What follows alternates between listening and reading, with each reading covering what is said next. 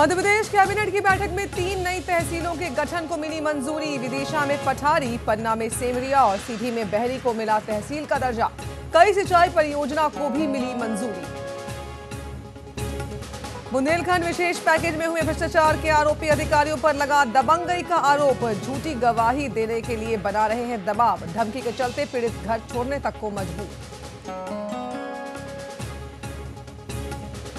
दुर्ग के चंगोरी गांव में मछली पकड़ने गए 6 लोग तालाब में डूबे, 3 लोग बचाए गए। मरने वालों में 5 एक ही परिवार के। शवों की तलाश जारी।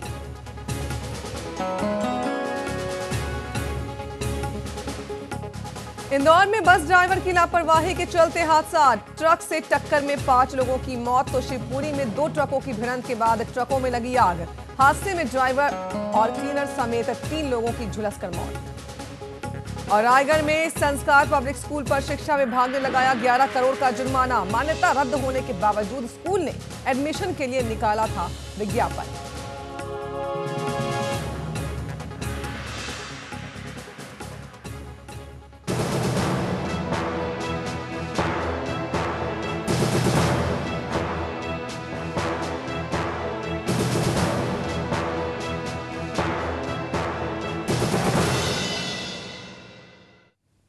नमस्कार, खबर विशेष में आप सभी का स्वागत है। आपके साथ मैं हूं नूरी कायनात। क्या छत्तीसगढ़ बीजेपी में अलग अलग इलाकों के दिग्गज नेताओं की गुटबाजी को काबू में लाना अब पार्टी के कर्ता धर्ताओं के वश में नहीं रहा है? क्या पार्टी में महत्वपूर्ण ओहदे पर बैठे नेताओं को खुद की कार्यक्षमता पर भरोसा नहीं रह गया है? ये सवाल इसलिए उठ रहे हैं क्योंकि पार्टी ने छत्तीसगढ़ के अलग अलग इलाकों की चुनावी कमान बाहर से बुलाए गए संगठन महामंत्रियों को सौंपी है। इनमें से 5 ने काम संभाल भी लिया है और इसी साल राज्य में विधानसभा चुनाव भी होने हैं। ऐसे में पार्टी का ये फॉर्मूला कारगर होगा या कोढ़ में खाच का काम करेगा, ये तो तय नहीं है। लेकिन ये तय है कि अब प्रदेश बीजेपी में गुटबाजी दूर करना प्रदेश नेतृत्व के बाहर की कोड़ी हो गई है। शायद इसीलिए बाहर से आई बैसाखियों का सहारा लेने की अब कोशिश की जा रही है।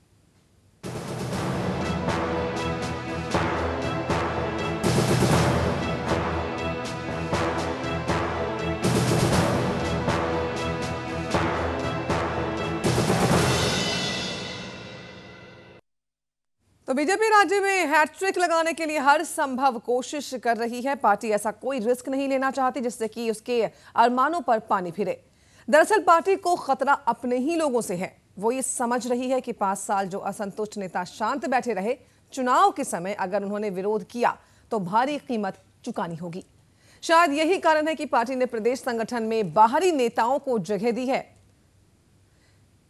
तो आखिर वजह बहुत सारी है और उस वजह को हम तलाशने की कोशिश भी करेंगे और जानने की कोशिश करेंगे कि आखिर वजह क्या है। इस फेरबदल के पीछे वजह क्या है कि बाहर से नेताओं को बुलाकर नियुक्ति की गई है, पार्टी की कमान सौंपी गई है। और सच्चा में हमारे साथ शामिल होने के लिए हमारे मेहमान भोपाल से आपको बता दें कि जुड़ गए हैं बीजेपी नेता डॉक्टर दीपक विजयवर्गीय। तो इंदौर से जुड़ गए हैं हमारे साथ रमन रावल जो कि राजनीतिक विश्लेषक है, जबकि जबलपुर से जुड़ चुके हैं हमारे साथ विनोद शिवहरे जी जो कि वरिष्ठ पत्रकार हैं। और साथ ही साथ हमारे साथ फोन लाइन पर जुड़ गए हैं रायपुर से सच्चिदानंद उपासने जो कि उपाध्यक्ष हैं बीजेपी छत्तीसगढ़ के। सच्चिदानंद जी, सबसे पहले आपके पास ही आना चाहूंगी, आपसे ही जानना चाहेंगे वजह क्या है, आखिर क्यों बाहर से नेता बुलाए गए छत्तीसगढ़ में, उन्हें क्यों कमान सौंपी गई? नहीं, ये नेता नहीं है, ये संगठन के लोग हैं जी। सामान्यतः ये भारतीय जनता पार्टी की हमेशा एक नीति रही है कि जिन प्रांतों में चुनाव होते हैं उन प्रांतों में बाहर से जो संगठन के नेता हैं, संगठन के पदाधिकारी हैं, उनको उन राज्यों में जहां चुनाव होते हैं वहां पर भेजा जाता है। उस क्षेत्र में वो कार्यकर्ताओं से संपर्क करते हैं, बातचीत करते हैं और संगठन की दृष्टि से उनको मजबूत करके चुनावी व्यूहरचना में कैसा उनको उपयोग किया जाए, इस दृष्टि से जो है उनका उपयोग होता है। इस दृष्टि से भारतीय जनता पार्टी ने अभी छत्तीसगढ़ में या जिन प्रांतों में चुनाव है वहां पर, जहाँ से जिन प्रांतों में चुनाव नहीं है, उनके जो संगठन मंत्री हैं उनकी कार्यक्षमता का उपयोग जो है संगठन की दृष्टि से हमारे प्रांत में हो, इस दृष्टि से बिहार है, उत्तराखंड है और जिन राज्यों में नहीं चुनाव नहीं है वहां से जो है जो संगठन मंत्री हैं यहाँ पर उनको बुलाया है और उनका कार्यकर्ताओं से जो पूरे समय यहाँ रहेंगे तो वो कार्यकर्ताओं को मोबिलाइज करके कार्यकर्ताओं को उस चुनावी व्यूह रचना में मतदान केंद्र तक लगाने में और उनका उपयोग होगा इस दृष्टि से संगठन को मजबूत करने की दृष्टि से संगठनात्मक रूप से बिल्कुल चुनावी व्यूह रचना सचिदानंद जी, इस संगठन दृष्टि को से जो है, मजबूत उनको ये करने लगाने के की लिए हमारी नियुक्ति की परंपरा गई रही है, इसके तो पीछे जाहिर कोई सी बात है खास नहीं कि मुख्यमंत्री डॉक्टर रमन सिंह की मंजूरी भी ली गई होगी, वो भी सहमत होंगे इस नियुक्ति से। है।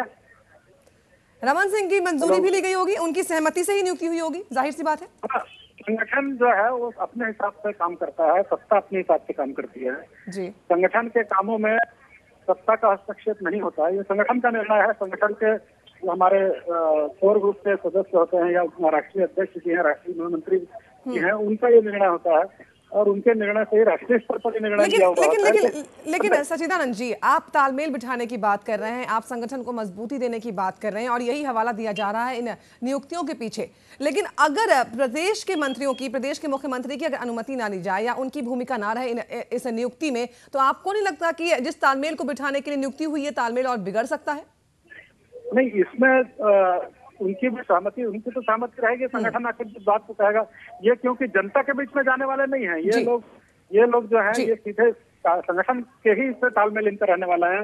न जनता के बीच में जाकर कोई सभा लेने वाले हैं, न जनता की कोई बैठक लेने वाले हैं। ये संगठन के लोगों की, आखिर संगठन क्या करता है? संगठन तो मुख्यमंत्री बनाता है, संगठन मंत्री बनाता है, विधायक बनाता है। तो कोई भी विधायक, मुख्यमंत्री, मंत्री क्यों नहीं चाहेगा कि संगठन मजबूत हो? चलिए सचिदानंद जी, आप बने रहिए हमारे साथ, आप बने रहिए। आपका कहना है कि जिन लोगों की नियुक्ति हुई वो जनता के बीच नहीं जाएंगे, वो भाषण नहीं देंगे, मंच पर नहीं आएंगे, लेकिन रणनीति तो वही तैयार करेंगे। हमारे साथ इस वक्त वरिष्ठ पत्रकार विनोद शिवहरे जबलपुर से जुड़े हुए हैं और साथ ही साथ हमारे साथ इंदौर से रमन रावल, जो कि राजनीतिक विश्लेषक हैं, वो भी जुड़ गए हैं। रमन जी, आपके पास आना चाहूंगी, राजनीतिक विश्लेषक हैं आप। हम बीजेपी के संविधान की बात करेंगे, जिस तरह से नियुक्ति की गई है और जिस तरह से आपने सुना कि सचिदानंद जी साफ कह रहे हैं कि ये पार्टी का फैसला होता है और ऐसे फैसलों में प्रदेश की भूमिका ज्यादा नहीं होती है। क्या पार्टी के संविधान में इस चीज का कोई प्रावधान है कि इस तरह की नियुक्ति की जाए और प्रदेश के मंत्रियों और कार्यकर्ताओं से उनकी अनुमति ना ली जाए?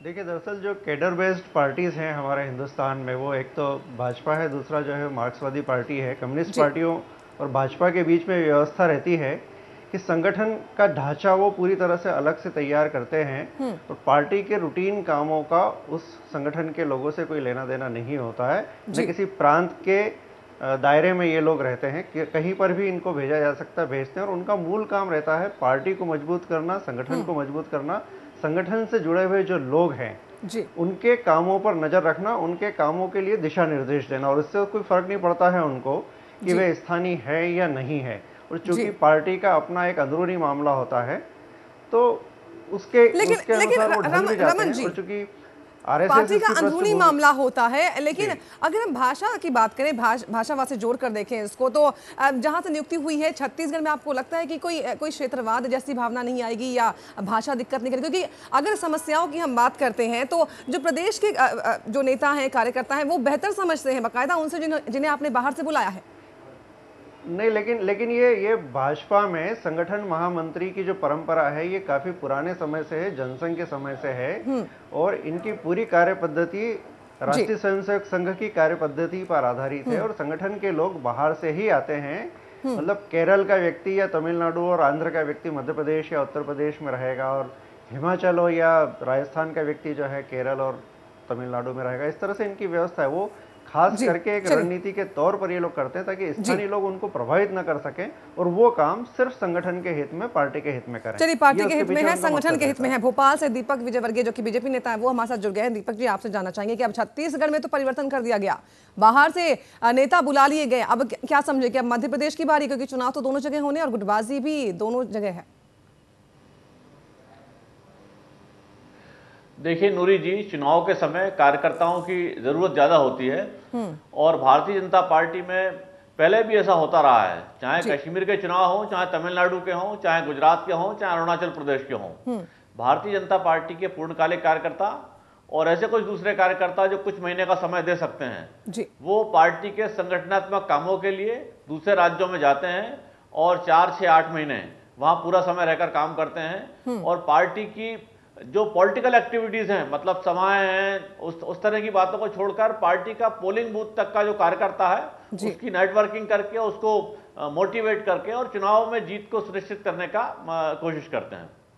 जी, तो जीत सुनिश्चित करने का निश्चय करते हैं और शायद इसी वजह से दीपक जी पार्टी बड़े फैसले ले रही है। हमारे साथ जबलपुर से विनोद शिवहरे वरिष्ठ पत्रकार के तौर पर जुड़ गए हैं। विनोद जी, परिवर्तन किया गया है छत्तीसगढ़ में, बाहर से नेता बुलाए गए हैं तालमेल बिठाने के लिए, जो गुटबाजी है उसको खत्म करने के लिए। क्या लगता है कितनी कामयाबी मिल सकती है इस नियुक्ति के होने के बाद?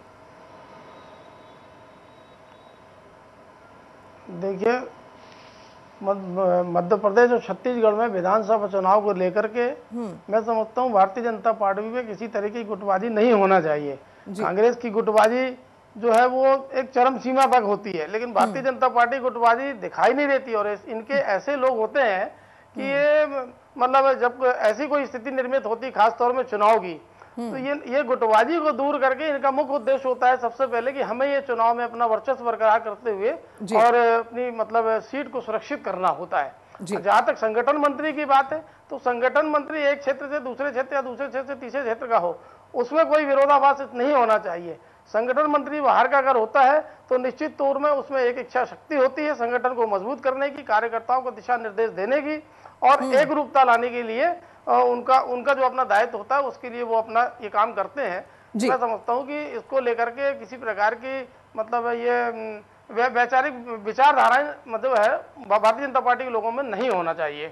जी चलिए, नहीं होना चाहिए। सच्चिदानंद जी उपासने उपाध्यक्ष हैं बीजेपी छत्तीसगढ़ के, हमारे साथ जुड़ गए हैं, जुड़े हुए लगातार। उपासने जी, न्यूटन का एक लॉ है, to every action there is equal and opposite reaction. अब जो एक्शन लिया गया है पार्टी की तरफ से, क्या हम ये मान सकते हैं कि इसका कोई साइड इफेक्ट नहीं होगा?